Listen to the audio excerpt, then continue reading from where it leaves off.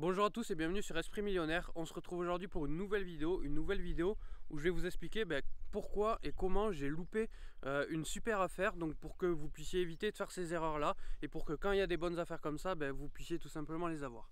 Alors cette affaire, c'était une très bonne affaire, je l'avais chassée, j'avais trouvé un bon truc, c'était en fait un studio à 8500 € dans une ville classique de 25 000 habitants.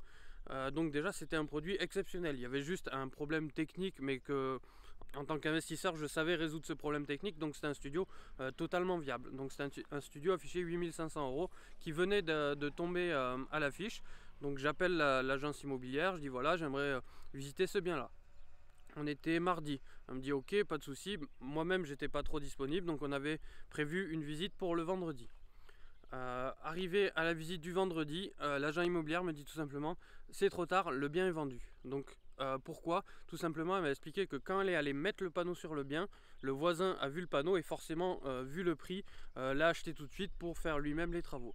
Donc tout ça pour vous dire, c'est pas la première fois que ça m'arrive. En général, quand j'appelle et que je vois une bonne affaire, je fais toujours en sorte de le visiter dans la journée ou maximum le lendemain matin.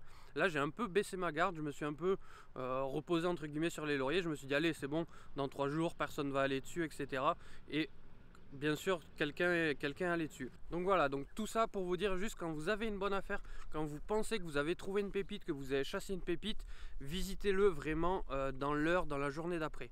Tous les biens que j'ai eu jusqu'à présent, tous les biens que j'ai, notamment celui à 60% de rentabilité, les 2 derniers immeubles que j'ai achetés, à chaque fois je les ai visités vraiment quelques heures après que le mandat soit tombé, etc. Celui-là, je me suis reposé 2 minutes, j'ai dit bon, j'ai pas le temps, je visite dans 3 jours, j'ai perdu le bien. Donc tout ça pour vous dire que quand vous chassez, quand vous trouvez une bonne affaire, si vous laissez un jour passer, vous laissez la chance à quelqu'un d'autre de le prendre. Donc si vous voulez vraiment réussir dans l'immobilier, avoir des super affaires, des super pépites, quand vous appelez, faites toujours en sorte de décrocher le rendez-vous le plus tôt possible.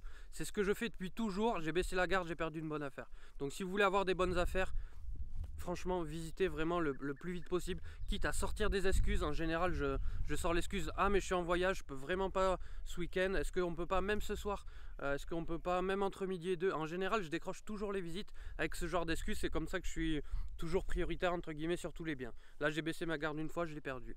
Donc si vous faites pas ça, vous allez tomber sur des gens comme moi en face qui vont faire ces astuces là pour visiter avant vous, pour acheter avant vous. Donc je voulais vraiment faire cette vidéo pour vous aider. Si vous voulez réussir à trouver vraiment des bonnes affaires en immobilier, faites vraiment ça, vous allez voir, vous allez avoir un petit avantage en plus sur les autres investisseurs. Donc voilà, alors dites-moi dans les commentaires si des histoires comme ça vous sont déjà arrivées, dites-moi si cette vidéo vous a plu et nous on se retrouve sur la prochaine vidéo.